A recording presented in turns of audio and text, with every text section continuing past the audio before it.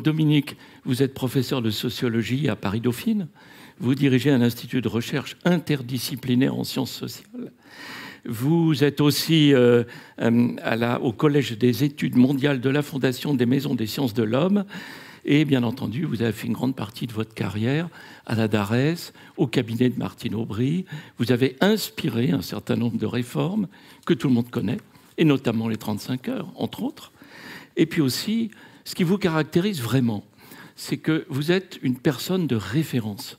Vous intervenez beaucoup dans les médias, mais on sait que quand vous parlez, derrière, il y a des études, il y a des analyses, il y a des données.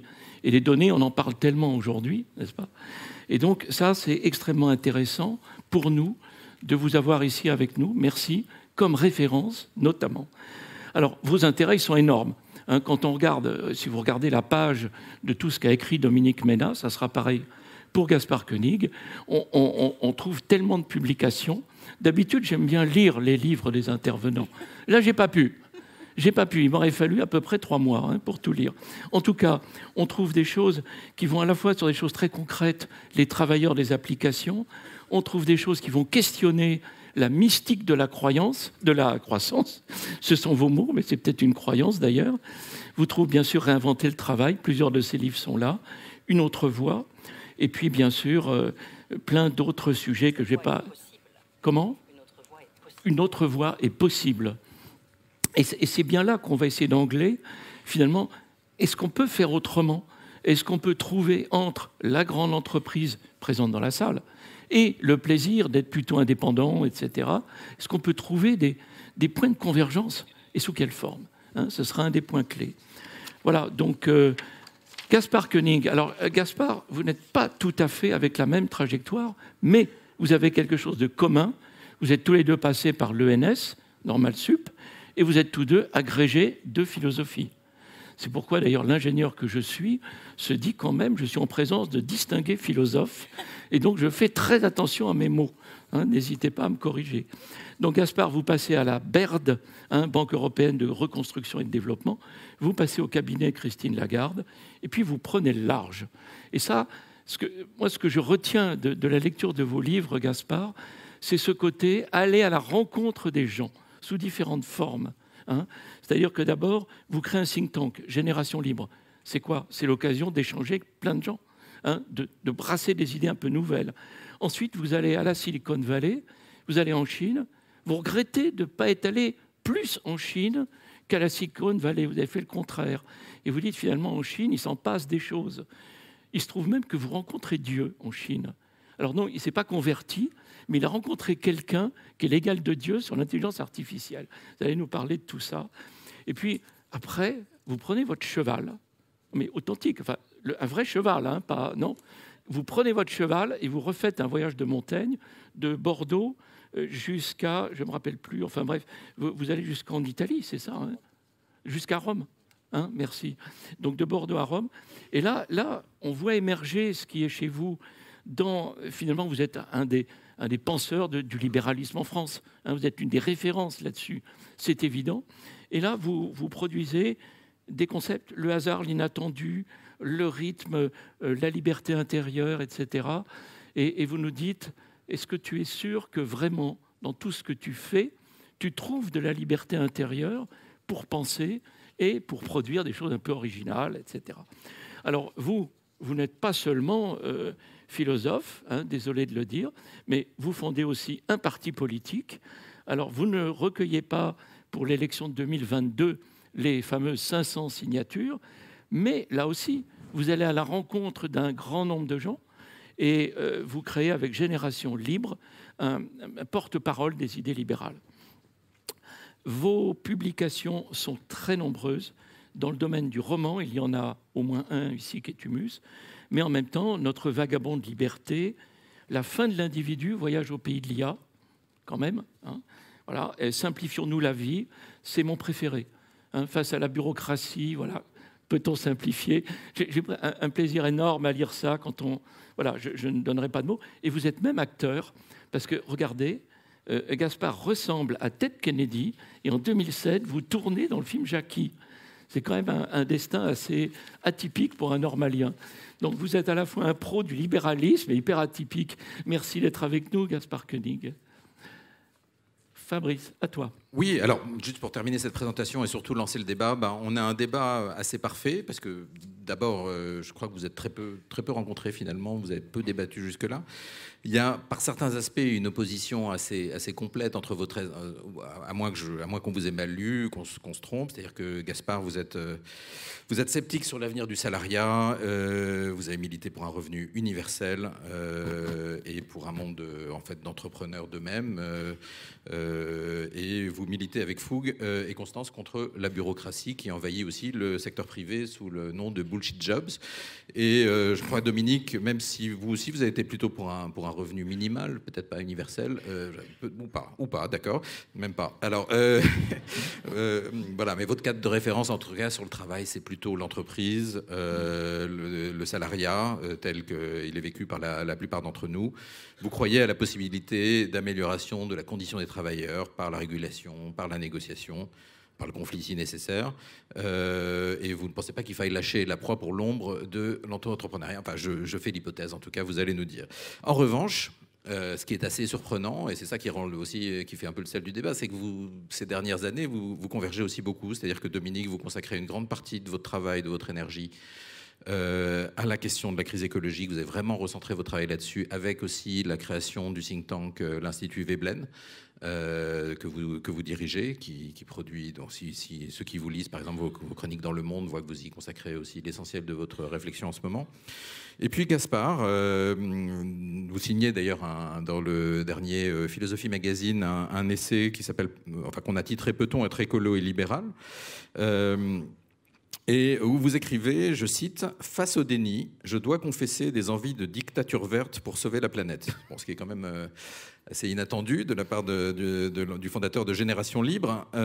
Et puis vous venez de publier Agrophilosophie, où vous posez expressément la question de la possibilité d'un capitalisme sans croissance, je cite, stationnaire et régénératif. Alors là, donc ça va être intéressant, mais on va laisser ça pour la fin peut-être. Mais d'abord sur le constat, on va poser tous les deux la question, peut-être Dominique d'abord, sur le constat ou sur la question qui fait le titre du débat d'aujourd'hui, l'avenir du travail est-il en entreprise, sur les quelques mots qu'on a esquissés. Voilà, quelle est votre position, quelles sont quelle est votre réaction? Merci beaucoup. Merci pour votre invitation, vos présentations. Alors, j'étais pas au cabinet de Martine Aubry. On a souvent... Non, mais beaucoup de gens pensent en effet que j'ai inspiré les 35 heures, alors que pas du tout. J'avais écrit un livre au titre un peu sulfureux en 95. J'avais appelé le travail une valeur en voie de disparition, oui, sans point d'interrogation. Et mon propos consistait à montrer comment le travail était, au cours des siècles, devenu une valeur et qu'il prenait peut-être trop de place et qu'il fallait réduire cette place aussi pour plusieurs raisons. Pour permettre une véritable égalité entre hommes et femmes, c'est-à-dire pour permettre aux femmes d'accéder à l'emploi et pour faire en sorte que les hommes prennent en charge une partie des tâches domestiques et familiales. Et donc mon idée, c'était faire en sorte que chacun, homme et femme, accède à la gamme diversifiée des activités humaines. Voilà. Mais bon, et je n'étais pas au cabinet de Martine Aubry, mais c'est vrai que j'ai soutenu beaucoup les 35 heures. Alors, très vite, peut-être pour vous dire 2-3 choses, en effet, sur toutes les questions, il y a tellement de questions que vous avez brassées que c'est un petit peu compliqué. Voilà ce que j'aurais envie de dire. On parle depuis quelques années d'une crise de la valeur travail. Alors moi, je suis ces questions-là depuis très longtemps à travers les enquêtes européennes, enquêtes françaises, enquêtes sur les valeurs des Européens, etc. Et on ne voit aucune crise de la valeur travail. C'est-à-dire qu'on voit au contraire des Français qui sont très attachés au travail, qui déclarent que le travail est très important et qui mettent dans leur tiercé de tête le salaire, l'intérêt du travail et l'ambiance de travail. Et c'est encore plus vrai pour les jeunes que pour les plus âgés. Donc, je dirais, il n'y a aucune crise de la valeur travail. Alors, peut-être vous avez vu, en 2022, il y a eu cette étude de l'IFOP et de la Fondation Jean Jaurès qui nous disait que c'était fini, la centralité du travail, c'était fini avec la crise Covid.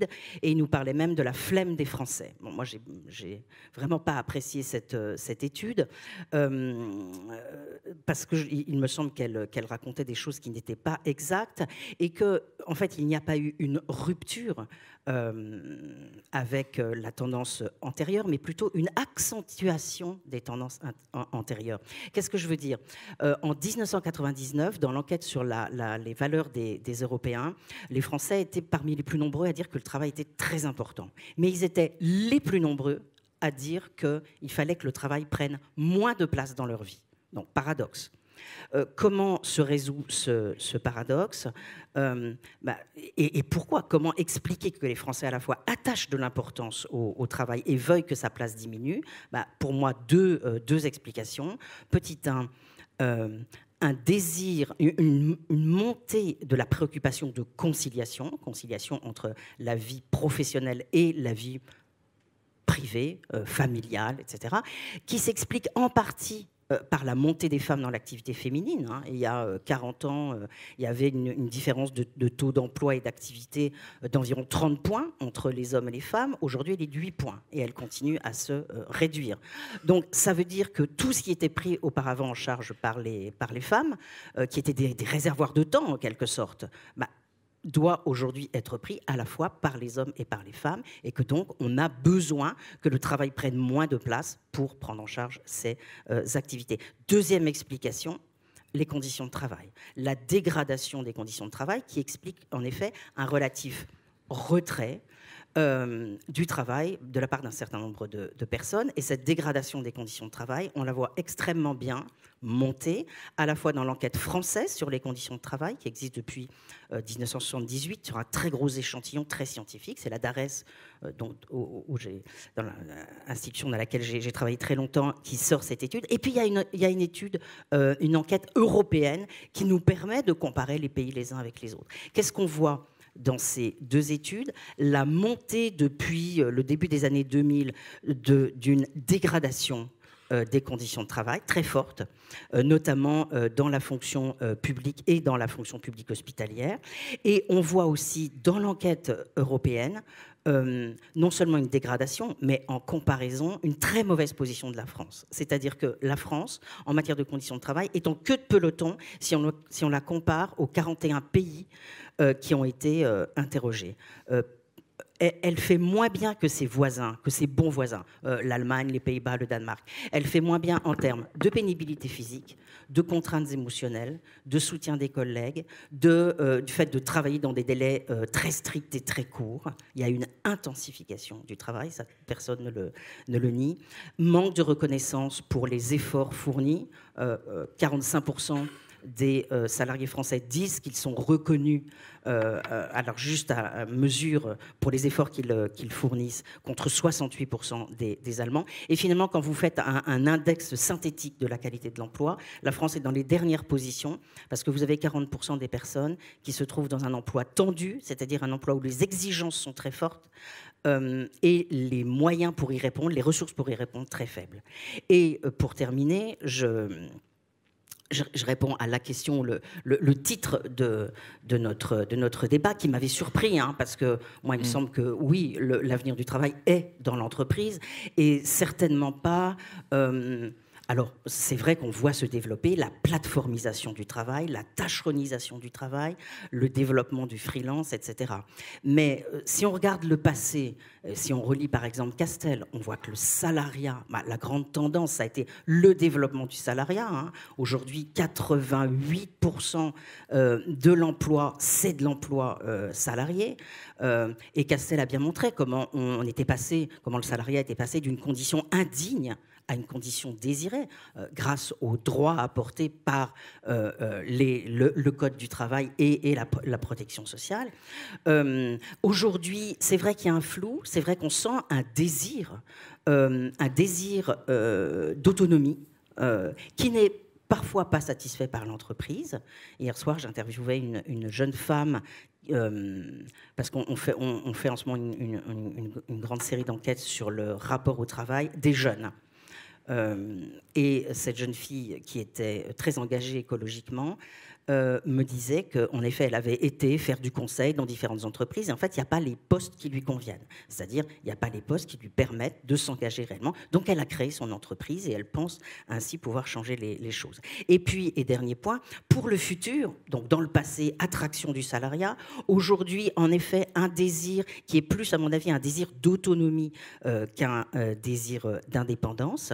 Et pour le futur, il me semble que si on veut réparer notre monde, engager nos sociétés dans la reconversion écologique, alors on aura vraiment besoin d'entreprises. Peut-être pas d'énormes entreprises, peut-être d'entreprises plus petites, mais d'entreprises avec des collectifs de travail soudés. Et d'ailleurs, Simone Veil, dans l'enracinement, ce qu'elle propose, c'est la fin des grandes sociétés anonymes et qu'on fasse des petites sociétés bien engagées dans leur territoire.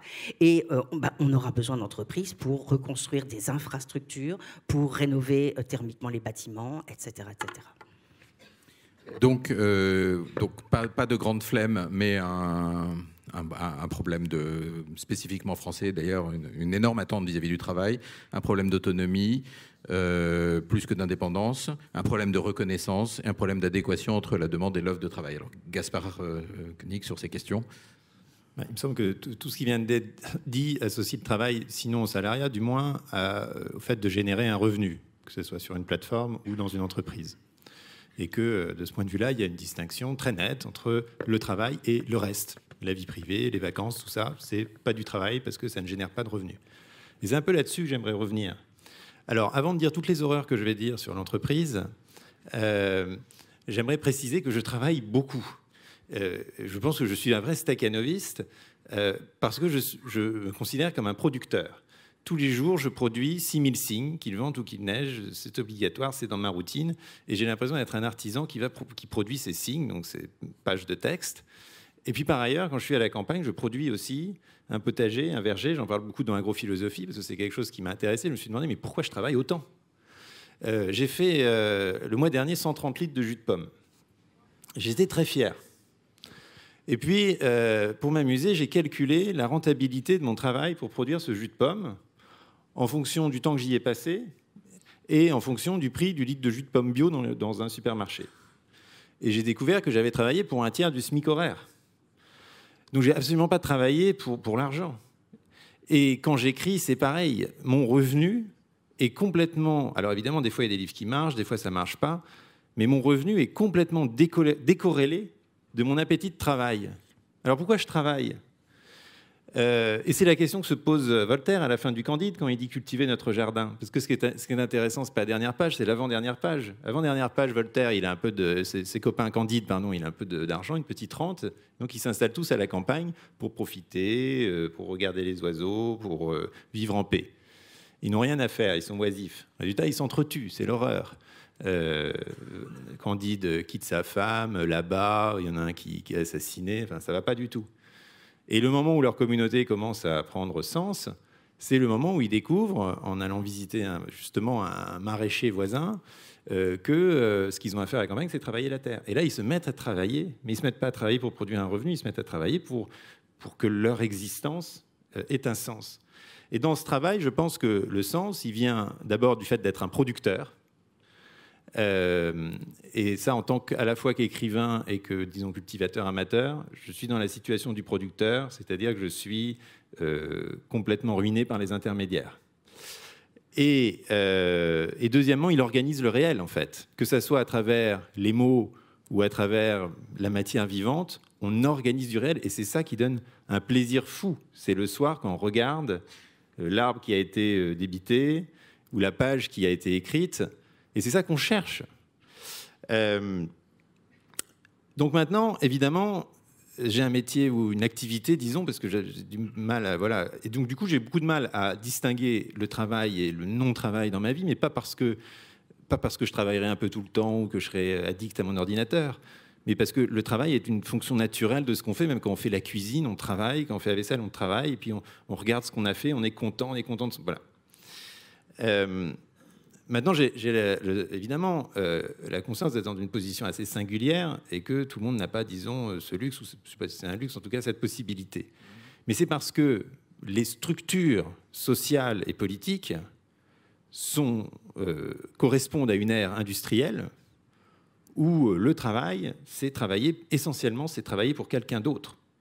Et c'est vraiment ça l'analyse de Marx qui, je pense, reste pertinente. D'ailleurs, vous voyez comme les positions se sont étrangement inversées entre le 19e et aujourd'hui, puisqu'au 19e siècle, c'est les libéraux comme Frédéric Bastiat qui prônent le salariat, parce que ça permet une continuité, une stabilité, et puis un développement économique.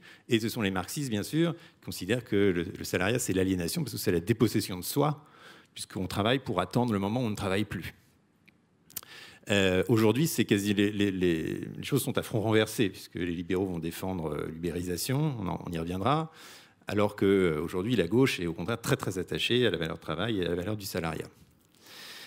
Mais nos structures donc sociales et politiques encouragent le travail pour quelqu'un d'autre, et donc un travail qui, en lui-même, dont on ne voit pas en fait la fonction productive, et donc qu'on ne s'approprie pas. Et donc, effectivement, du coup, on passe son temps à négocier ses heures de travail, la pénibilité du travail, parce que ce travail ne nous appartient pas. Donc, comme il ne nous appartient pas, c'est quelque chose dont il faut se passer le plus vite possible. Et ça, c'est absolument pas sain. C'est pas normal. Mais, alors, et c'est pour ça que pour essayer... Alors, moi, c'est plus utopique, évidemment. Dominique est plus sociologue, donc elle va plus s'intéresser aux problèmes ici et maintenant, et elle a raison de faire les propositions qu'elle fait. Mais si on se projette dans un monde un peu plus utopique, et on a bien le droit, parce que les idées mènent le monde, et donc dans un monde où on aurait dépassé ce salariat qui est quand même une forme de violence, qui repose sur le lien de subordination, évidemment, ce n'est pas pour tomber dans la plateformisation qui elle-même est un esclavagisme total. On ne peut qu'être d'accord aujourd'hui. Il suffit de regarder le film La vie de moi, Suleiman, la fabuleuse histoire de Suleiman, pour voir ce que c'est que la condition d'un livreur Deliveroo. Et c'est juste, ça saute aux yeux que c'est inhumain. Mais parce que justement, nos structures sociales ne sont pas faites pour accueillir ce type d'autonomisation. C'est pour ça que, au sein du think tank que mentionnait l'autre Dominique, j'avais longuement milité et puis publié aussi beaucoup de travaux, pour le coup très précis, très techno, sur l'instauration d'un revenu universel. C'est parce qu'en fait, un revenu universel, c'est ce qu'a très bien vu Foucault dans l'essence de la biopolitique quand il parle de l'impôt négatif friedmanien, est une révolution au sens où il assume, et ça, Foucault dit, on ne l'a jamais fait depuis 2 siècles, de décorréler le revenu du travail. C'est exactement ce que je viens de dire, mais là, moi, ce que je fais à titre personnel, un peu par chance, ça devient une politique publique pour la société entière. Et ça consiste à dire, vous avez... Alors en fait, le revenu universel, en vrai, on l'a. Ce que disait les économistes, on l'a, parce qu'il y a 1000 systèmes d'aide, d'allocation, de RSA, etc., qui fait que virtuellement, l'argent est là. Mais simplement, on ne l'a pas, parce que conceptuellement, on continue à soumettre l'octroi du moindre financement social, du moindre transfert, à la recherche de travail. Même les gens qui sont en RSA doivent pointer une fois tous les 3 mois au CAF, et c'est des procédures extrêmement humiliantes, pour le coup extrêmement bureaucratiques, pour justifier du fait que oui, ils cherchent un travail. Et ça, c'est un confort que se donne le législateur en disant, vous voyez, hein, je maintiens la valeur travail, je ne décorrèle pas le travail du revenu. Voilà. Le jour où on aura franchi ce pas, c'est pas un problème financier, c'est vraiment un problème intellectuel et idéologique. On pourra entrer dans un autre monde où, effectivement, les besoins de base, c'est-à-dire la survie au sein du groupe, est assurée, de même que dans une communauté première, on ne laisse jamais personne crever de faim. C'est normal. Dans une communauté humaine, les handicapés, les inutiles, les nuls, etc., on les nourrit. On les laisse jamais mourir. Dans aucune communauté, l'anthropologie est très, très claire là-dessus. Et le revenu universel est une manière de mettre ça en action dans une société plus organisée, et plus, disons, anonymes, tels que les nôtres. Voilà. Et donc, moi, je ne suis pas du tout hostile au travail comme valeur, puisque je l'exerce, je pense, de manière assez disciplinée à titre personnel, mais je suis contre l'idée d'en faire une valeur sociale, architectonique, qui, effectivement, continue, au fond, d'exercer une forme de domination sur les individus en conditionnant tout revenu, et donc toute survie, au fait de travailler pour quelqu'un d'autre, ce qui est le mécanisme du capital aujourd'hui, que ce soit à travers l'entreprise ou à travers les plateformes. Eh ben, vous avez ouvert plein de tiroirs dans lesquels on a envie d'entrer, mais je sens, comme Dominique a pris le micro, je sens qu'elle a envie de réagir. Donc, Oui, j'avais envie en effet de réagir. Alors sur le fait que on travaille pas seulement pour avoir un revenu, mais pour produire des choses. Oui, moi je suis entièrement d'accord. Je pense à un sociologue allemand qui s'appelle Stefan Votzwinkel, qui nous dit que le travail, c'est devenu la dernière arène où on peut faire montre de ses compétences aux autres et recueillir leur admiration. En plus, Gaspard, l'OIT, qui a donné une nouvelle définition du travail en 2013, va exactement dans votre sens, hein, puisque cette nouvelle définition du travail, elle consiste à dire que le travail, c'est toute activité de production de biens et de services. Et elle inclut le travail domestique. En fait, il n'y a plus que faire sa toilette et dormir qui ne sont pas du travail. Et moi, c'est une définition, je trouve que ça, c'est très intéressant. Cette définition m'avait un peu surprise, quoi. Je veux dire, ça nous donne à penser. Alors, troisièmement, en effet, on parle là aujourd'hui du travail pour autrui. Dans l'entreprise, ce que l'on fait, c'est qu'on essaye de répondre à des besoins collectifs et on essaye de le faire sous certaines modalités qui sont aujourd'hui principalement l'entreprise. Et pourquoi on a besoin d'entreprise? Je ne sais pas si vous vous souvenez des travaux de Ronald Coase, 1937, La nature de la firme. Et il dit, finalement, pourquoi on ne va pas se servir sur le marché quand on veut construire des choses ou produire des biens et des services? Ça serait peut-être aussi facile d'aller chercher des éléments sur le marché et de se débrouiller comme ça. Et il va comparer les coûts de coordination et les coûts de transaction. Et donc, il va expliquer pourquoi, dans un certain nombre de cas, c'est beaucoup plus intéressant de créer une entreprise avec sa hiérarchie et de coordonner des gens plutôt que d'aller chercher sur le marché des choses avec lesquelles, que pour se les procurer, on va devoir signer des tas de contrats et ça va être super ennuyeux. Alors, peut-être qu'on est un petit peu en train de sortir de ça, mais je ne crois quand même pas. Et puis, quelle est la voie alternative à celle que propose Gaspard? C'est de refonder le salariat. Parce que moi, je suis tout à fait d'accord que le salariat, aujourd'hui, s'est dégradé, qu'il n'attire plus suffisamment un certain nombre de personnes, parce que les conditions de travail se sont dégradées, parce qu'on a un management trop hiérarchique, c'est spécialement vrai de la France, parce qu'on surveille de plus en plus les salariés avec des tas de moyens, l'intelligence artificielle, maintenant on peut voir si vous souriez, si vous êtes content de travailler, etc. Donc c'est absolument abominable. Il faut donc, me semble-t-il, au lieu de sortir du salariat, changer profondément le salariat. Bon, moi, je veux bien prendre un petit peu le relais, là. Dominique Méda, vous n'y allez pas avec le dos de la cuillère. La très médiocre situation dans laquelle les Français vivent leur travail. Hein, et ça, c'est votre article avec Maël Bivy.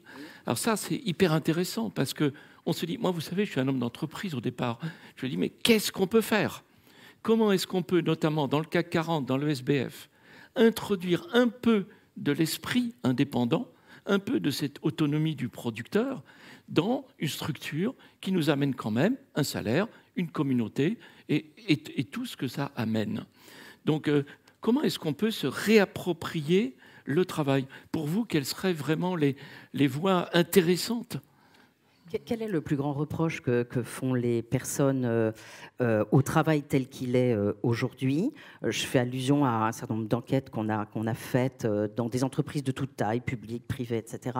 C'est le fait de ne pas avoir voix au chapitre. C'est-à-dire que quand il y a des changements, y compris des changements qui concernent votre travail, personne ne vous consulte. Et donc, ça vous tombe dessus comme ça, et vous n'avez rien à dire. Donc, et ça, c'est un point français très fort. Un autre reproche, un management fondé sur les indicateurs, la gouvernance par les nombres, Alain Supiot, la gouvernance par les chiffres, le reporting permanent, à une hiérarchie qui vous surveille et qui vous demande même pas votre avis. Un management fondé sur le diplôme, ça je me souviens très bien, une enquête dans un grand centre d'appel et un autre dans une grande entreprise, où les gens disaient « Comment voulez-vous que mon manager me reconnaisse puisqu'il ne connaît pas mon travail, il ne connaît pas les difficultés de mon travail, les résistances que je trouve en faisant mon travail, et donc il ne peut pas me reconnaître. » Comment on sort de ça? Alors je vous conseille la lecture d'un livre qui vient de sortir, d'un collègue juriste, professeur de droit du travail à Paris 1, Sorbonne, qui vient d'écrire, avec qui j'avais écrit justement Une autre voie est possible, et qui reprend cette question de l'autonomie au travail. Le livre s'appelle Salarié libre, 3 petits points, mais heureux, point d'interrogation. C'est une réflexion sur la manière dont on pourrait répondre à ce désir d'autonomie au sein du salariat. Qu'est-ce qu'il dit? Eh bien, il dit qu'on pourrait, par exemple, donner aux salariés le choix de leurs horaires.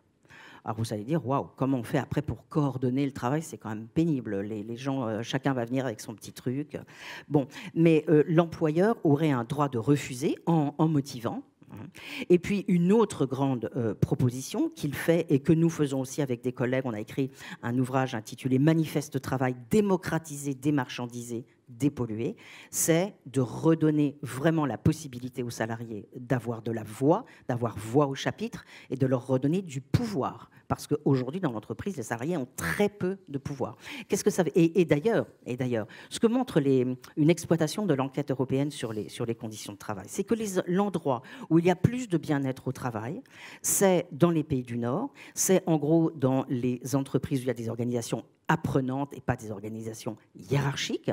Et pourquoi, lorsque les chercheurs, mes collègues, essayent de comprendre quelle est finalement la variable déterminante, pourquoi il y a plus d'organisations apprenantes dans les pays du Nord qu'ailleurs?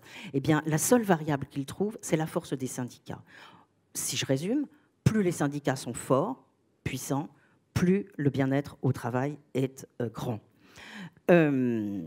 Sachant que dans notre pays, je vous vois secouer la tête, dans notre pays, on a une conception des relations sociales qui n'est pas du tout celle qui est en œuvre dans les pays du Nord. Dans les pays du Nord, d'abord, le taux de syndicalisation est beaucoup plus grand et on n'a pas une conception conflictuelle des relations sociales, mais une relation partenariale, de reconnaissance mutuelle.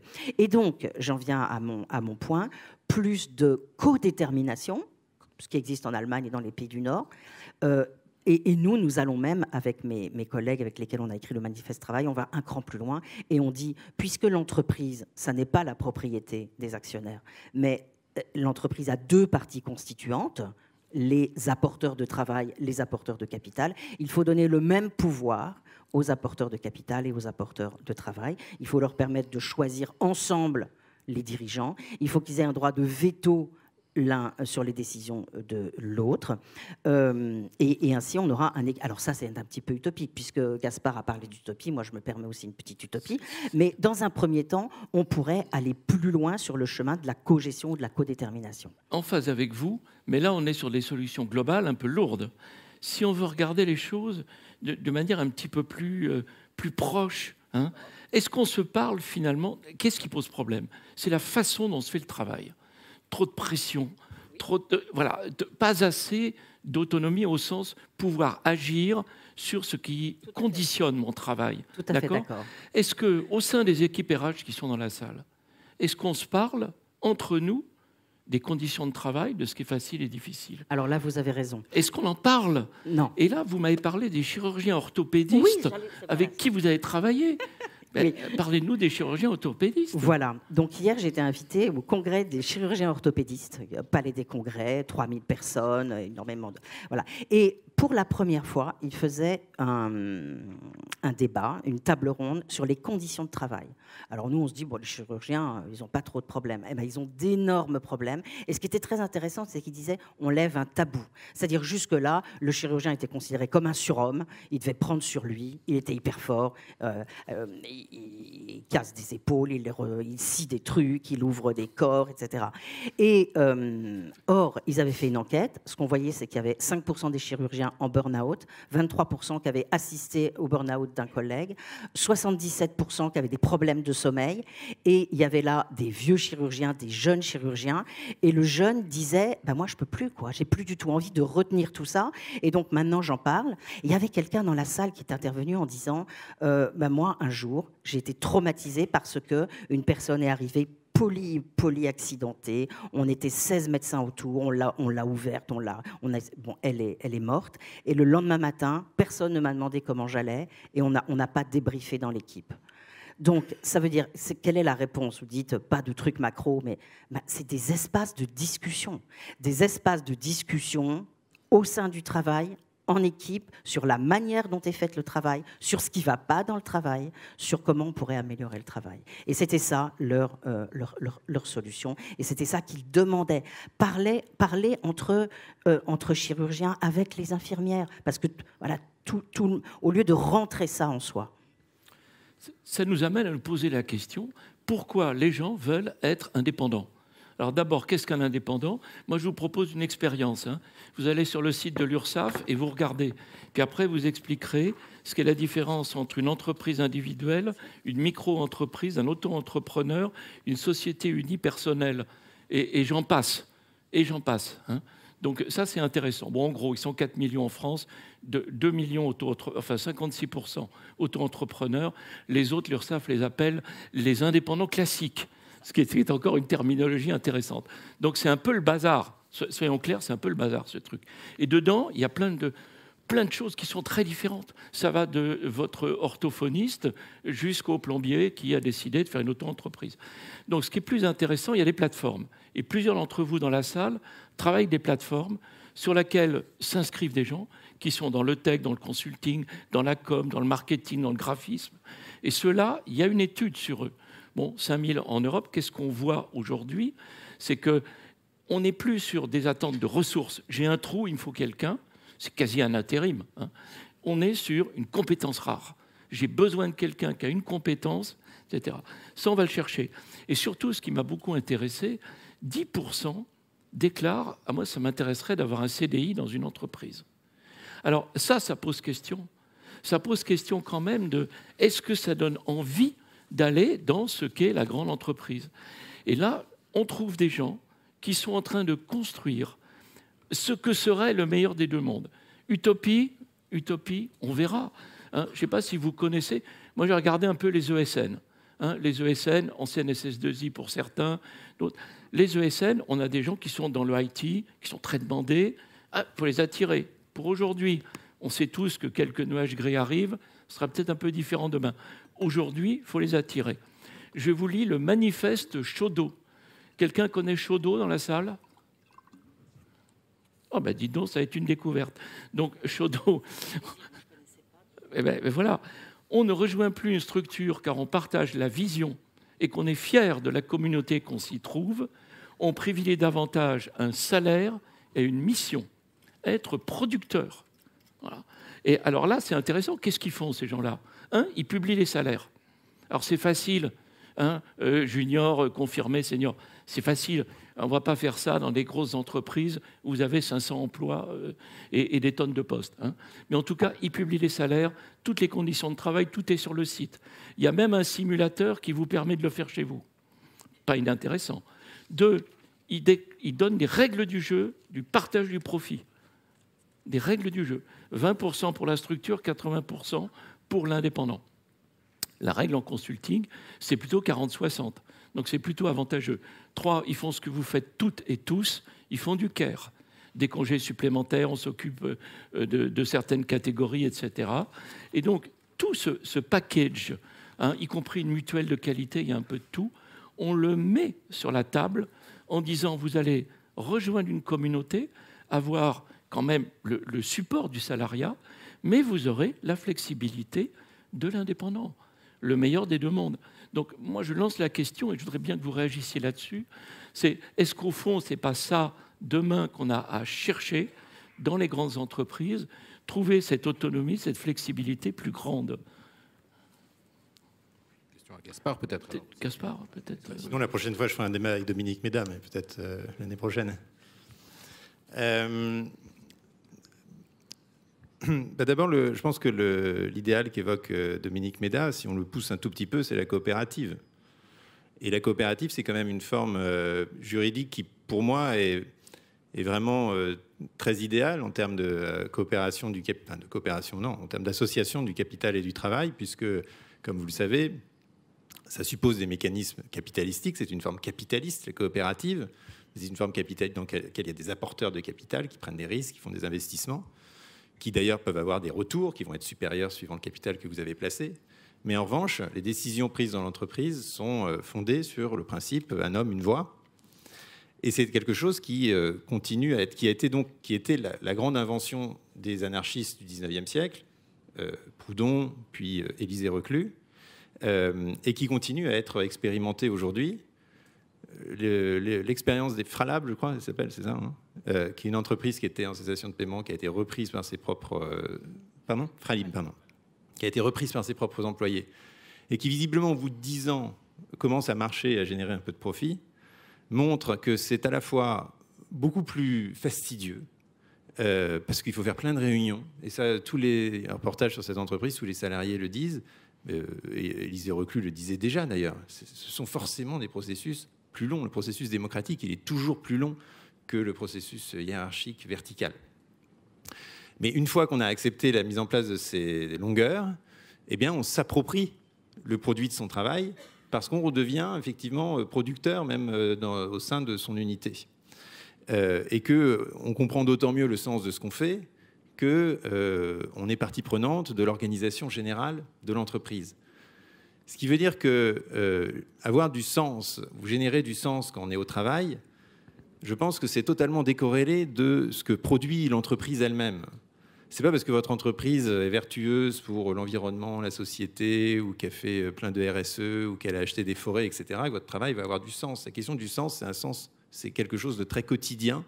C'est est-ce que je suis directement en prise, soit par mes fonctions, soit intellectuellement, avec ce que je produis.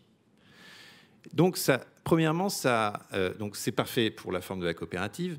Ça interroge quand même un petit peu la division du travail. Parce que quand Adam Smith théorise la division du travail dans La richesse des nations, il dit que ça va être beaucoup plus performant, la division du travail, parce que, vous savez, il prend l'exemple de la fabrique d'épingles. Il dit plutôt que si on a 30 personnes qui chacun produisent une épingle complète, ça va être beaucoup moins efficace que si chacune de ces 30 personnes produit 1/30 d'une épingle et que tous ces process mis à bout fabriquent une épingle. Et là, on va avoir beaucoup plus d'épingles en beaucoup moins de temps. Oui, mais on aura perdu quelque chose de gigantesque au passage. Parce que, du coup, on va décaler le sens du travail sur ce qui est hors dehors du travail. On va dire, ben moi, je fais littéralement des têtes d'épingles, je fais un tiers d'épingles, je ne sais même plus ce que je fais d'ailleurs. Et donc, j'attends que ça passe. Et puis, quand je reviens chez moi, là, je peux commencer le vrai travail, y compris le travail artisanal. Donc, et c'est exactement ce que, cette histoire de la fabrique d'épingles nous amène aux bullshit jobs décrits par David Graeber. Ce qui est très intéressant dans le travail de Graeber, c'est que, alors, pas mal de choses à dire là-dessus, c'est que d'abord, les bullshit jobs ne sont pas définis par le sociologue lui-même, ou l'anthropologue dans le cas de Graeber. Il laisse les gens. Il a juste posé, il dit, est-ce que vous considérez que votre job est bullshit, inutile ? Et c'est à partir des réponses... Et donc il dit quelque part, c'est quelque chose qui est tautologique. Si vous considérez qu'il est inutile, c'est qu'il est inutile, c'est pas à moi d'en juger. Et c'est à partir de toutes les réponses qu'il a classé ces différents bullshit jobs en catégories et qui n'ont rien à voir avec ni le niveau de revenu, ni le niveau de diplôme. Il y a de tout. Il y a des professeurs d'université, il y a des ouvriers. Et lui, il juge que c'est à peu près 1/3 des jobs qui sont produits aujourd'hui. De manière intéressante, il dit que c'est une perversion du capitalisme, c'est pas le libéralisme tel qu'il était pensé par ses pères fondateurs. Et ces bullshit jobs sont générés par quoi ? Par la généralisation du process. Et le process, c'est quoi ? C'est la bureaucratisation de l'entreprise. Et le même Graeber a écrit un autre livre qui s'appelle L'Empire des règles, The Empire of Rules, que vraiment Graeber, vous pouvez tout lire, c'est formidable, il n'y a qu'une dizaine de bouquins, et c'est pour moi le plus grand penseur de ce début de siècle. Je pense sur la dette, sur l'histoire de l'humanité, à chaque fois, ça ouvre des perspectives complètement différentes, puis c'est écrit avec humour, avec plein d'exemples, c'est vraiment très bien. Et donc, il a écrit un livre sur la bureaucratisation du monde, dans la tradition de Weber, en expliquant que la bureaucratisation, ce n'est pas juste une question, parce que ça serait trop facile, quelque part, d'administratif et d'inflation normative, qui est par ailleurs un gros sujet. Mais il dit que c'est une manière d'être, c'est une manière de se penser en société, et c'est une manière de toujours transférer le risque, de jamais accepter le risque pour soi, et de toujours le transférer à un niveau supérieur. Donc simplifier, simplifier, c'est pas ôter des normes. Simplifier, c'est faire confiance au plus petit échelon, lui donner une autonomie de décision et de production, qui fait que même sur un job qui paraît peu, disons, excitant intellectuellement, il va prendre une décision qui fait de lui un être humain. Et je vais vous donner un exemple de ça, très concret, qui sont démêlés avec la SNCF, qui est mon principal sujet de comique. Et dernièrement, je dois prendre un train, j'étais invité pour ouvrir un festival, donc c'était important, je devais être ailleurs, etc. Le train pour Nancy est annulé. Je vois qu'il y a un train pour Strasbourg, je me dis que ça fera l'affaire, je cours, j'arrive 2 minutes moins 1 seconde avant l'ouverture des portes. Et je leur dis, laissez-moi passer, je vais payer toutes les amendes que vous voulez dans le train, je ne peux plus acheter de billets, mais il faut absolument que j'y sois. Donc évidemment, ah ben non, monsieur, c'est pas le process, on n'a pas le droit, on peut pas. Donc il y a 6 personnes qui étaient là, qui ne foutaient rien, sinon de m'empêcher de prendre mon train. Et donc là, je commence évidemment à les engueuler, à dire, vous vous rendez pas compte, vous êtes des robots, vous appliquez des process, vous n'avez plus aucune autonomie de jugement. Et lisez Graeber. Et là, ils font quelque chose qui, je pense, est une instruction de la SNCF face aux clients pénibles. Non, ils me tournent le dos. Tous. Comme ça. Et je vais parler face à des dos. Et donc, je dis, mais vous êtes même plus des êtres humains, regardez-moi dans les yeux. Et là, il y en a un qui se tourne comme ça, qui échange une moitié de regard. Rien que pour ça, je lui en étais reconnaissant. Mais le sens... Et donc, qu'est-ce que fait la SNCF? Elle dit, on va remettre de l'humain, parce qu'on a bien compris que tout ça est détruit, et donc on met des gens avec des chasubes qui ne servent à rien, parce qu'ils n'ont pas de prise directe, en fait, sur le travail. Ils ne connaissent pas les horaires, ils ne connaissent pas les trains, etc. Ils sont là pour renseigner, mais ça ne veut rien dire. Et donc, le problème, c'est qu'au plus petit niveau, on a ôté. Et c'est ça qui fait que... Moi, je suis sûr que ces gens qui me tournaient le dos, ils n'étaient pas fiers, ils n'étaient pas contents d'eux-mêmes, si ce sont des êtres humains. Mais parce qu'on leur a ôté l'autonomie de jugement qui leur permet d'ouvrir la barrière en disant « Ok, passez, je prends la responsabilité, j'assume ». Mais ça vaut aussi pour le téléopérateur.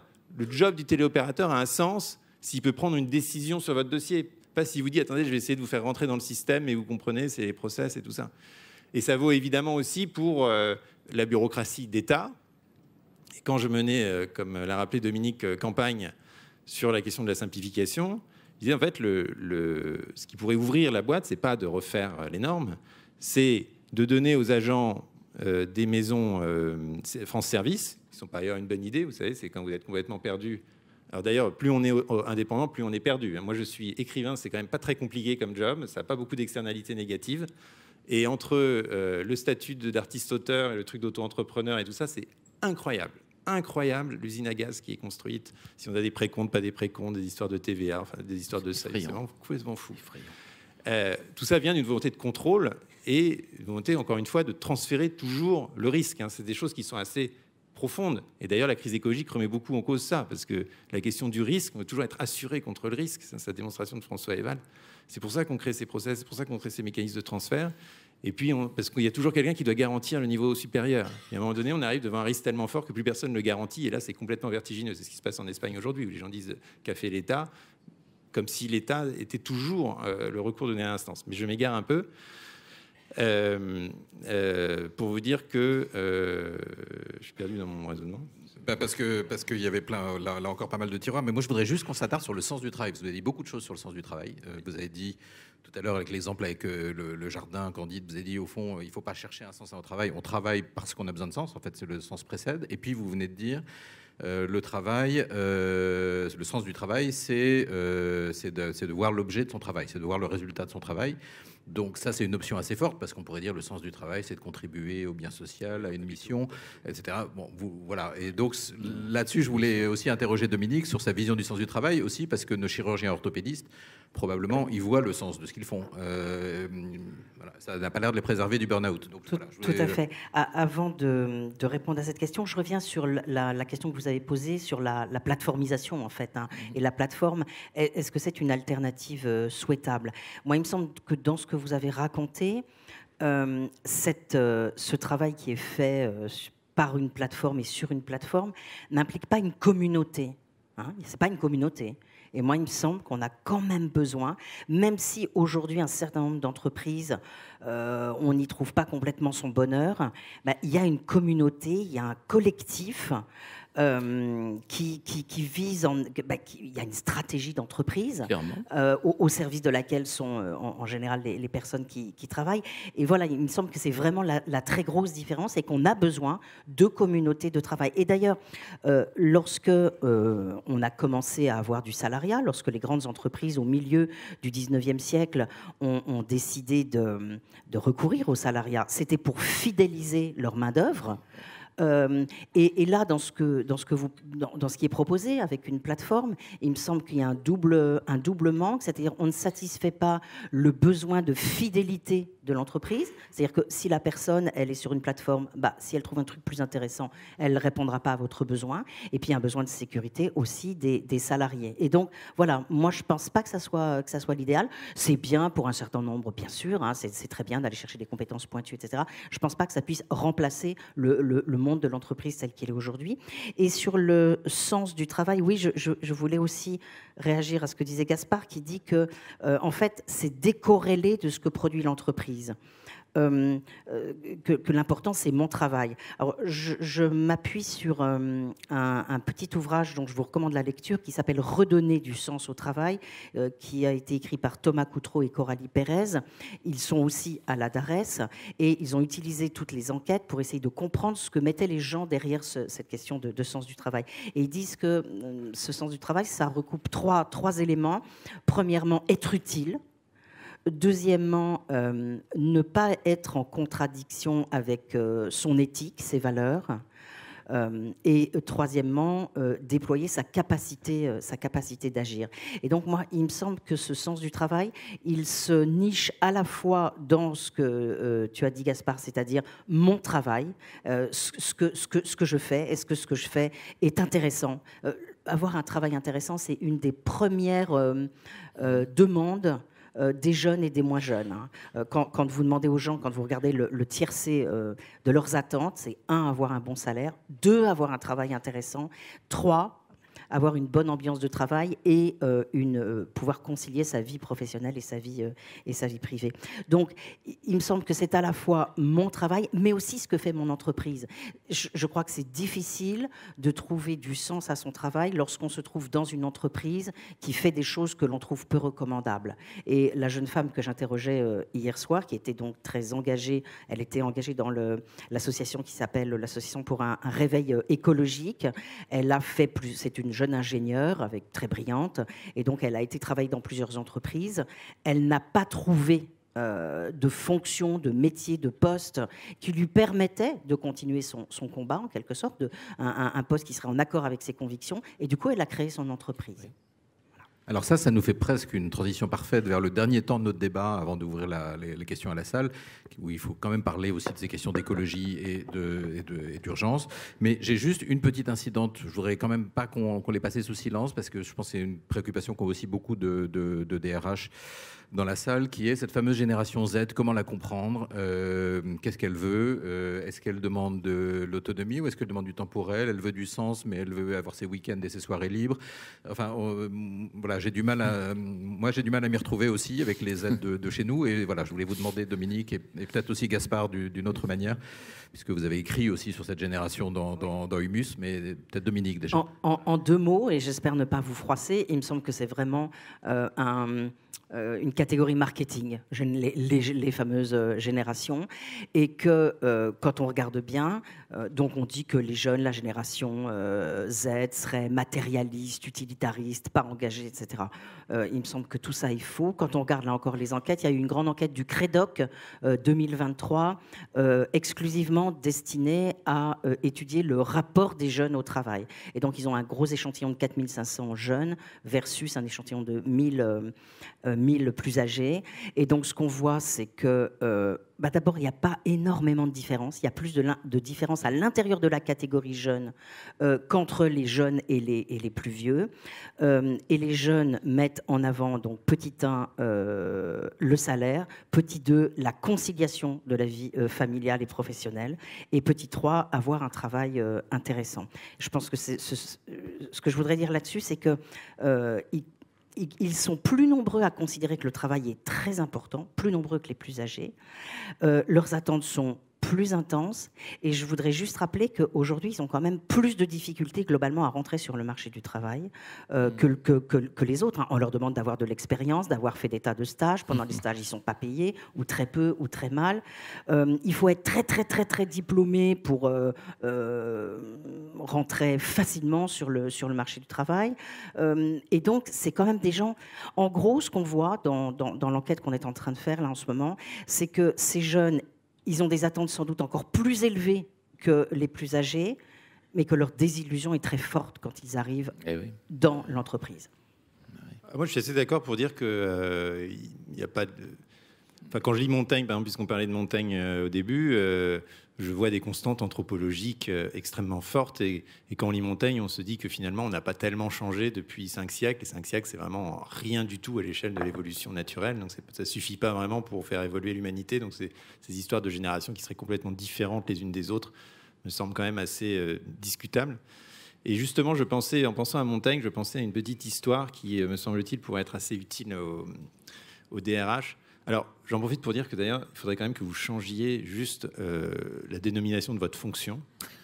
Parce que vraiment, aux ressources humaines, il n'y a rien de plus humiliant. C'est affreux. L'impératif moral de base chez Kant, c'est de considérer l'individu comme une fin et pas comme un moyen. Or, ce que dit ressources humaines, c'est exactement l'inverse. Donc, je ne sais pas, je n'ai pas de proposition, mais ça pourrait faire l'objet de groupes de travail, je suis sûr, intéressant. Alors...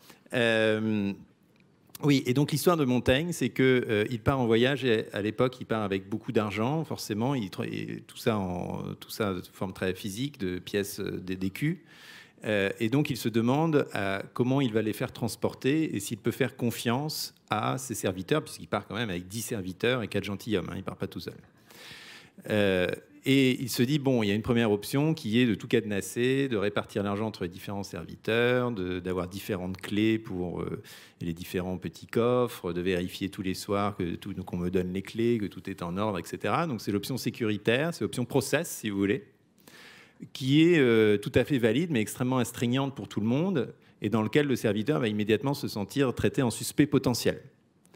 Et il dit, il y a une autre option, qui est l'option qu'il choisit, et qui finalement lui donnera raison, c'est qu'il donne tout l'argent à un des serviteurs, un peu au hasard. Et il dit, voilà, maintenant, c'est ton problème. C'est toi le responsable. Et il dit, si ce n'est un diable, ma confiance l'oblige. C'est très fort. Ça veut dire, si ce n'est un diable, ça veut dire qu'il y a toujours 1 ou 2% de pertes qu'il faut assumer, de gens qui vont être complètement pervers et qui vont effectivement partir avec l'argent ou qui vont rien faire dans leur travail. Okay, on accepte cette perte-là. On accepte cette perte-là parce que dans le 98% restant, on comprend que c'est la responsabilisation qui crée la rationalité. C'est pas l'inverse. Il ne faut pas attendre que les gens soient intelligents, rationnels, bien éduqués et sympathiques pour leur faire confiance. C'est complètement l'inverse. Il faut faire confiance pour que ça se produise. Et Montaigne applique ça tout le temps dans sa vie, par exemple. Il vit au milieu des guerres de religion. Les autres propriétaires se barricadent leur château. Et lui, il dit non, je le laisse ouvert. Parce que, évidemment, quand on le barricade, on se comporte d'une manière qui donne la justification de l'attaquer. C'est très compliqué pour un être humain d'attaquer quelqu'un qui est... Alors, évidemment, il y a les 2%, mais sinon, les diables, c'est très compliqué d'attaquer quelqu'un qui est sans défense. C'est beaucoup plus compliqué. Et une fois, son château est pas attaqué, mais enfin, disons, il y a une petite troupe armée qui y pénètre, et puis Montaigne négocie, et puis ça se passe bien. Bon. Et il dit, son idéal de société, c'est une société, dit-il, où les champs seraient fermés, non pas par des clôtures, mais par des fils de coton. Et cette confiance oblige. Ça, c'est quelque chose qu'on voit, moi, que j'ai vu dans tous les reportages sur la liberté que j'ai fait pendant quand même plusieurs années. C'était toujours le principe. Le revenu universel, c'est exactement ça. On donne une somme d'argent aux gens, on dirait, ils vont en faire n'importe quoi. Ben non, parce que quand on leur donne vraiment, eh ben, ils le dépensent, et c'est ce que montrent les études en Inde, par exemple, qui ont été faites, les expérimentations, ils le dépensent de manière hyper rationnelle, beaucoup plus rationnelle que ce que pourrait faire un bureaucrate qui leur dirait où mettre l'argent. Quand, en Finlande, on met les prisonniers dans des prisons ouvertes, complètement dingue, la prison ouverte, je ne sais pas si vous connaissez le principe, un tiers des détenus finlandais, c'est valable dans beaucoup de pays nordiques, sont dans des prisons dites ouvertes, d'où tout moyen qui ne possède pas de moyens physiques d'empêcher l'évasion. C'est la définition. C'est-à-dire qu'il n'y a pas de mur. Si quelqu'un veut s'évader, il s'évade. On leur fait confiance. Il y a une espèce de contrat moral. Ça paraît complètement fou. Ça marche. C'est pareil sur le microcrédit. C'est pareil pour la démocratie en Suisse. Les Suisses ne sont pas des êtres plus rationnels que nous. Mais j'ai été assisté à des Landsgemeinde à Glaris, mais enfin, il y en a partout, dans les cantons, où les gens discutent, votent, amendent les lois.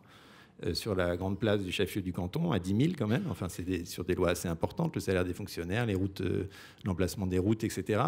Et pourquoi ça se passe bien? Parce qu'ils savent que leur décision a la force de loi. C'est pas de la consultation, c'est de la décision. C'est eux le corps législatif. On leur donne cette responsabilité, et cette responsabilité crée de la rationalité. Et c'est exactement comme ça. Je pense qu'il faut envisager le rapport à tous les échelons hiérarchiques, et y compris et surtout aux plus petits échelons hiérarchiques. Il faut imaginer que c'est les serviteurs de montagne et se dire, plutôt que de le cadenasser pour être sûr qu'il va se comporter de manière efficace pour l'entreprise, là, vous ne prenez pas de risque, enfin, c'est sans surprise, et puis finalement, à long terme, je pense que ce n'est pas très productif. Je lui laisse les clés, puis on va bien voir. Et puis il va y avoir quelques diables, ça va mal se passer, mais ce n'est pas grave, en fait. Et donc, ça suppose vraiment de changer en fait, toute la logique de contrôle par la data sur laquelle repose l'entreprise aujourd'hui, qui est une logique totalement utilitariste et qui, je pense, crée énormément de souffrance, mais qui, en plus, n'est pas efficace à moyen terme. Ce qui est intéressant, c'est que vous nous avez tous les deux parlé de confiance, Dominique via COS et l'idée de l'entreprise, et vous, Gaspard, à l'instant, mais au niveau sociétal. Je voudrais, avant d'achever le débat, puisque vous êtes tous les deux convaincus que le seul sujet dont on devrait parler, en réalité, c'est quand même le climat et la crise écologique, juste une question, une seule, et malheureusement, on va être trop bref, mais pour chacun d'entre vous, si vous êtes au niveau des entreprises et même au niveau des RH, si on prenait vraiment la mesure du problème, on ferait quoi? Voilà, peut-être Dominique. On essaye d'anticiper, parce que ce qu'on voit, c'est qu'on va avoir d'énormes bouleversements, des transferts de main-d'œuvre, des secteurs qu'il va falloir fermer ou réduire vers les secteurs qu'il va falloir développer. Donc il faut absolument anticiper ces énormes mouvements de main-d'œuvre, sinon on va avoir de la casse. Il y avait une note très intéressante du CEPI qui revenait sur 20 ans de plans sociaux et qui montrait qu'on n'a jamais su bien gérer les restructurations, c'est-à-dire en gros les gens qui étaient dans les secteurs qu'il fallait fermer, on les a mis en pré-retraite, en retraite ou au chômage. Et donc là, il ne faut absolument pas qu'on fasse ça, parce que si on fait ça, ça veut dire que les gens vont freiner des cas de fer contre la transition écologique. Donc il faut absolument qu'on soit capable d'anticiper. Il y avait eu un très intéressant rapport fait par une équipe animée par Laurence Parisot en 2019, un plan de programmation des emplois et des compétences, où elle avait regardé 3 grands secteurs et comment ces secteurs allaient être touchés, bouleversés par la transition écologique. Elle avait recommandé de mettre en place des CV de sites, des CV à la fois individuels et d'équipe pour préparer ces reconversions. Et il me semble que là, on est très, très, très en retard. Et je crois que c'est un sujet essentiel. Le SGPE, le secrétariat général à la planification écologique, nous dit qu'il y a à peu près 8 millions d'emplois qui sont concernés et qu'il faudra former avant 2030 2 800 000 personnes dans des emplois qui connaissent déjà des difficultés de recrutement. Donc on a devant nous un énorme sujet dont il faut s'emparer. Oui, mais alors moi je pense pas qu'on puisse planifier en fait très bien ces choses-là, parce que la crise écologique, elle fonctionne par boucle de rétroaction, seuil de rupture. Et en fait, la première chose que disent les scientifiques qui en parlent, c'est en fait quand on passe un certain nombre de seuils, on ne sait plus du tout ce qui se passe. Donc est-ce qu'il y aura encore des entreprises en 2030 qui pourront fonctionner dans une espèce d'état du monde normal dans lequel on est habitué? C'est absolument pas certain. Il y a la crise climatique dont on voit les dégâts, mais il y a la crise de la biodiversité qui est encore plus vertigineuse, parce que les sols deviennent infertiles, parce que l'eau n'est plus potable, parce que 75% des populations d'espèces vivantes ont disparu en 50 ans. C'est des chiffres vraiment invraisemblable. Vous le voyez, qu'on peut voir à l'œil nu d'ailleurs quand on regarde les insectes, les vers de terre, qu'on essaie d'écouter les oiseaux, c'est le fameux printemps silencieux. Et donc ça a des effets forcément ensuite ça va avoir des effets sur notre fonction vitale, sur l'alimentation notamment, qui fait qu'on ne sait plus du tout dans quel territoire on est. Alors l'idée de faire un plan, d'avoir un plan de transition, une planification, une conversion d'emploi me semble encore être en fait appartenir à l'hypothèse optimiste. Et c'est pour ça que d'ailleurs que je pense que la RSE, les entreprises et tout ça,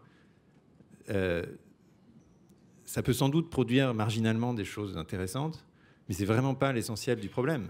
Si vous voulez prendre au sérieux la transition agroécologique aujourd'hui, vous dites pas aux entreprises de faire des ruches sur les toits.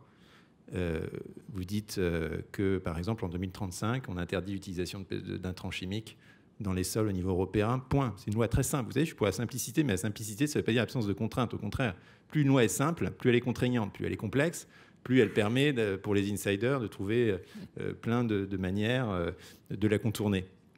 Et donc là, je pense que c'est une question vraiment politique, purement politique. Et qu'on ne peut pas demander à chaque entreprise de réinventer la roue, de faire sa propre analyse de la transition environnementale, de se demander s'il y a vraiment du plastique dans ses gobelets parce que c'est pas sûr, etc. Enfin, à chaque entreprise de refaire finalement un débat de politique publique qui n'a un seul endroit où il devrait avoir lieu aujourd'hui, qui est essentiellement le Parlement européen, au fond. Et donc, par exemple, les petites utopies individuelles, on parle dans notre numéro, on parle de l'entreprise régénérative, par exemple. Bon, vous y croyez? C'est des cas extrêmes, uniques. Est-ce qu'il faut chercher à cultiver son jardin chacun dans son entreprise ou... Non, mais après, il y a des entreprises qui font... moi, j'en imagine une dans le roman, une entreprise qui fait du vermicompostage, etc. Il y a des entreprises, évidemment, qui font des choses formidables. La forme entreprise n'est pas en question. Mais le jour où on peut pas demander aux entreprises de se tirer une balle dans le pied dans un système où on a mis des règles du jeu qui ne sont pas les bonnes. Certaines vont le faire par vertu, certaines vont le faire parce qu'elles ont le luxe de le faire, parce qu'en fait, elles ont tellement de volume qu'elles peuvent se le permettre. Mais c'est absolument pas quelque chose qui permet de passer à l'échelle. Le seul truc qui permet de passer à l'échelle, c'est de changer les règles du jeu. Et ensuite, au sein de ces règles du jeu, dire, bon, maintenant, faites ce que vous voulez.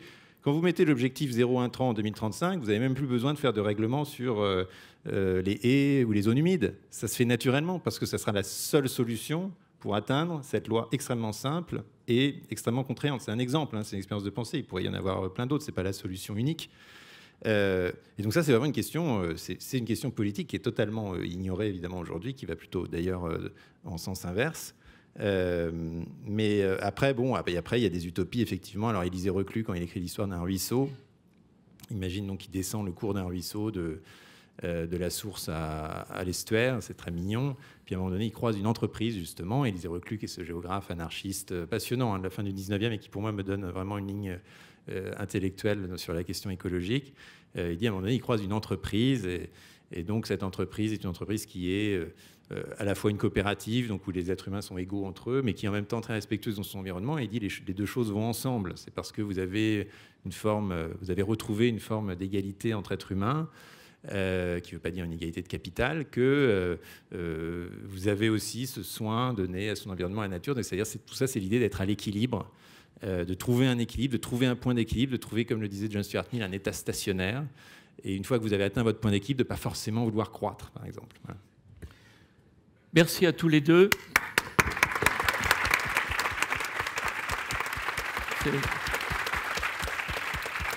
C'est toujours bien trop court et on risque de prendre un petit peu de retard, mais on va prendre quand même quelques questions, quelques échanges. Madame, monsieur, on a déjà deux propositions. Merci de passer le micro. J'ai juste une réaction par rapport à...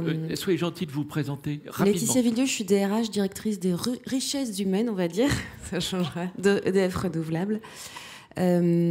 Sur l'intervention, sur l'exemple par rapport à Voltaire, je me mets à la place de celui qui reçoit en fait tout l'argent, qui n'avait pas forcément demandé ou qui n'a pas eu l'occasion peut-être de donner son accord et qui va peut-être passer des nuits horribles à se prendre la tête sur comment je sauve ça. Peut-être tous ses autres collègues qui se disent pourquoi lui il a ce sac-là et pas les autres. Et du coup, autant je suis complètement d'accord sur la responsabilisation, la confiance, etc. Je pense juste que c'est un peu plus complexe que ça dans la manière dont on attribue la responsabilité. Est-ce que la personne a les moyens, les ressources pour le faire ? Et je ne peux pas m'empêcher de vous renvoyer juste un petit mot. À un moment, vous avez dit, je pense que c'est juste un petit feedback, les handicapés, les inutiles et ceux qui ne savent pas travailler. Juste, vu ce que vous écrivez, je vous le renvoie juste comme ça. Voilà. Vous avez complètement raison sur le deuxième point. Disons ceux qui ne peuvent pas... En fait, la formule qui englobe ça, c'est ceux qui ne peuvent pas contribuer en retour à la société. Parce que, pour plein de raisons différentes, est-ce que ceux-là ont le droit de survivre? Et non. Le point, c'est dans les communautés premières, oui, le revenu universel nous permet de donner le droit de survivre à tout le monde sans leur demander de se justifier, justement, et sans avoir à tracer ce genre de catégorie maladroite. Vous avez raison. Sur le premier point, j'aime bien l'idée de poursuivre l'expérience de Montaigne et puis d'y trouver les défauts. Effectivement, il faudrait... Là où je suis d'accord avec vous, c'est qu'il faudrait un accord du serviteur. Enfin, il faudrait une forme de contractualisation de la chose. Ça ne peut pas être imposé, ça d'accord. Là où je suis moins d'accord, c'est l'idée qu'il faut qu'il ait les moyens, il faut qu'il ait les ressources. Si on attend que les gens aient... Ça, moi, je pense plutôt un cercle vertueux, c'est en donnant des choses à faire, que les gens trouvent les moyens de les faire. C'est pas en attendant qu'ils soient formés. Il y a cette obsession de la formation. Non, mais faites faire. Faites. C'est ça qui forme, en fait. Plutôt que d'aller dans 1000 cycles forcément déconnectés de votre travail réel. Et ça, c'est la leçon de... C'est quelqu'un dont on n'a pas parlé, je voulais en parler, c'est l'occasion d'en parler, de Matthew Crawford, qui a écrit L'éloge du carburateur, qui est ce prof de fac américain, qui fait plein de trucs dans les think tanks, qui a des étudiants en thèse et tout ça, et qui décide de devenir réparateur de motos. La moto, franchement, ça ne fait pas beaucoup de sens pour la société. D'ailleurs, on pourrait lui reprocher que c'est assez polluant, enfin, c'est carboné, disons, thermique. Et il dit, pourquoi je trouve beaucoup plus de sens à réparer des motos? Parce que d'abord, j'exerce mon intelligence. Il dit bien, bon, alors d'abord, j'ai un contact avec le client, avec le produit, tout ça, on l'a dit. Mais par rapport à votre question, il dit, j'exerce mon intelligence constamment. Parce qu'il faut constamment trouver des solutions. Et donc, c'est vraiment la description de la formation, de ce qu'on pourrait appeler, de manière un peu plus vulgaire, la formation sur le tas, quoi.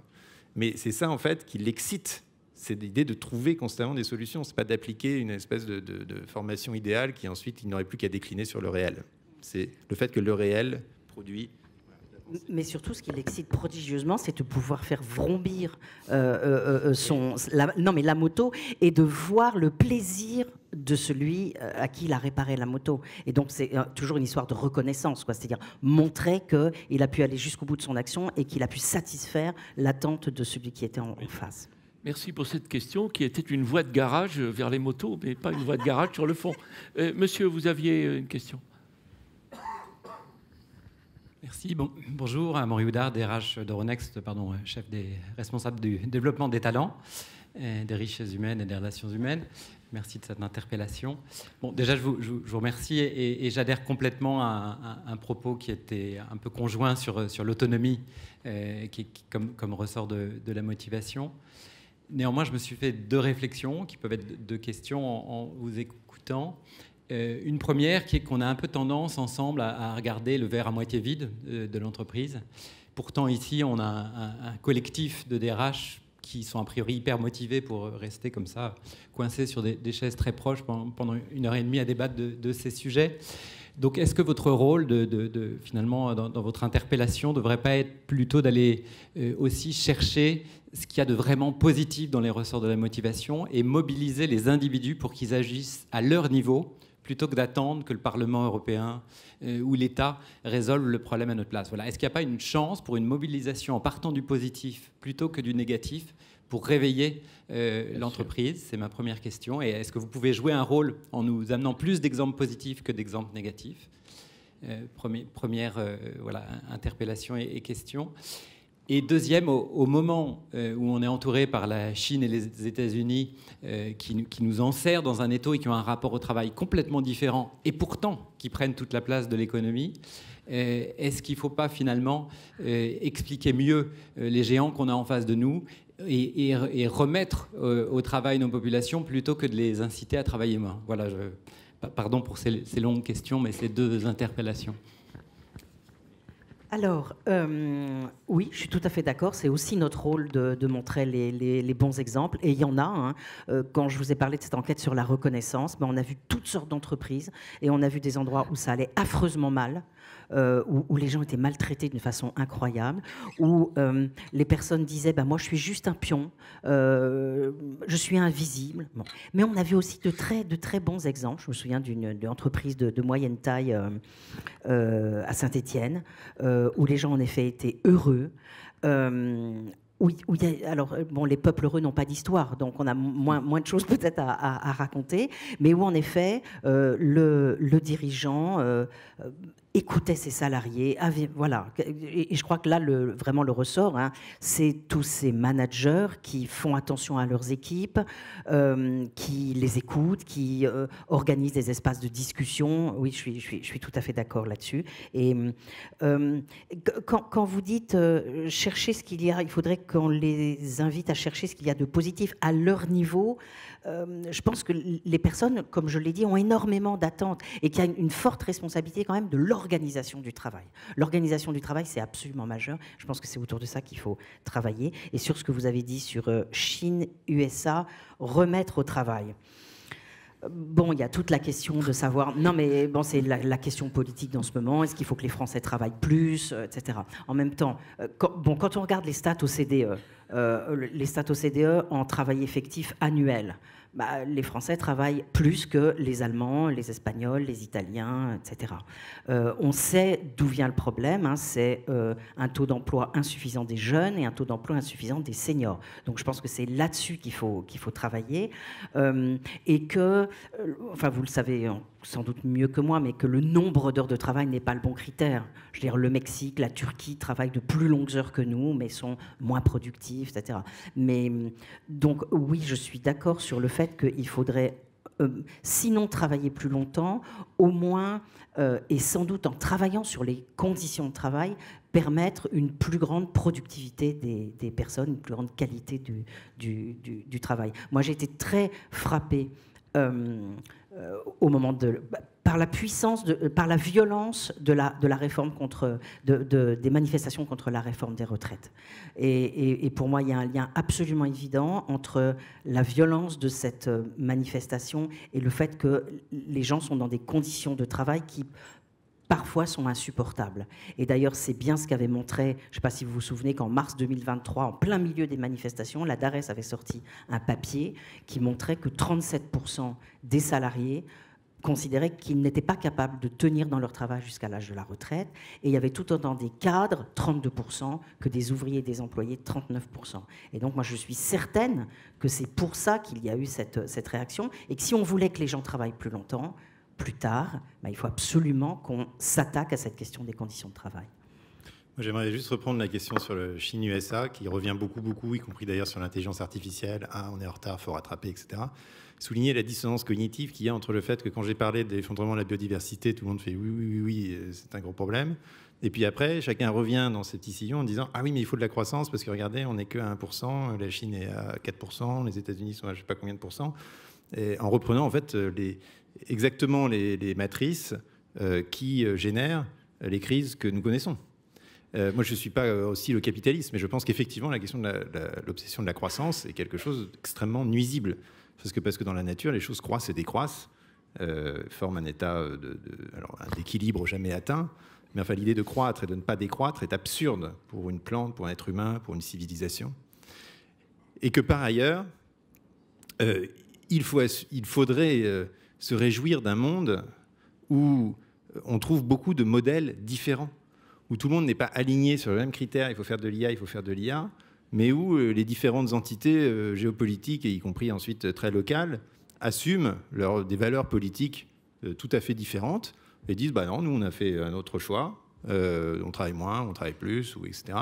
Le Bhoutan a fait le choix de la décroissance, un État indien a fait le choix de l'agroécologie. Il se passe plein de choses en fait dans le monde. Il y a plein de modèles différents qui émergent. Et le même Graeber, quand il écrit son livre sur l'histoire de l'humanité, The Dawn of Everything, qui est vraiment magnifique, il explique que dans les communautés premières, marchaient par schismogénèse, c'est-à-dire que schismogénèse, c'est la création du schisme. Donc dès qu'une communauté faisait quelque chose, l'autre faisait l'inverse. C'est une espèce d'expérimentation perpétuelle où tout dépendait en fait des valeurs sociales qu'on se donnait et ça bougeait en permanence. Il y avait certains qui sont nomades, bah, nous on va devenir sédentaires, il y en a qui font de l'agriculture, bah, nous non, on va rester cueilleurs, etc. Et en fait, et il y avait des modèles extrêmement différents. Nous appelons une histoire très homogène, où toutes les sociétés ont suivi le même chemin de développement en s'appuyant sur les mêmes technologies, comme s'il y avait une espèce de fatalité, il y a la charrue qui arrive, ensuite ça donne l'État-nation, ensuite ça donne l'Union européenne. Mais pas du tout, ça ne s'est pas passé comme ça en fait pendant des milliers d'années. C'est passé que les outils techniques étaient appropriés de manière extrêmement variée suivant les communautés qui créaient des modèles politiques très différents. Vous aviez des mégacités en Ukraine il y a 4000 ans qui regroupaient des centaines de milliers d'habitants, qui étaient complètement autogérés. Vous avez le modèle aztèque, vous aviez plein de choses.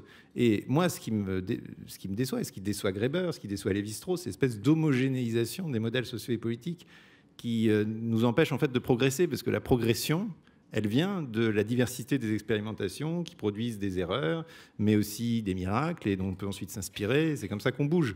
Alors que si on veut tous être alignés sur les mêmes paramètres, on produit un monde qui est extrêmement anthropique, en fait. Merci beaucoup, Gaspard, pour cette intervention dans la ligne de Taleb, là, très intéressante. Nous sommes débordés par la richesse de nos intervenants. Voilà, on assume complètement. On va couper maintenant. C'est très frustrant pour tout le monde. Les livres sont là pour ceux qui veulent, celles et ceux qui veulent continuer. Finalement, nous avons fait une introduction à vos travaux, à tout ce que vous faites. Notre libraire est là. Et puis alors, nous allons assumer un léger retard. Donc, tous mes collègues, pour les sessions, nous ferons le maximum pour rattraper. Rendez-vous à 11h15 en salle. Par contre, respectons absolument le 11h15, ça vous laisse le temps de cette détente nécessaire. Et puis, on s'arrangera pour rattraper un petit peu le reste. Merci beaucoup.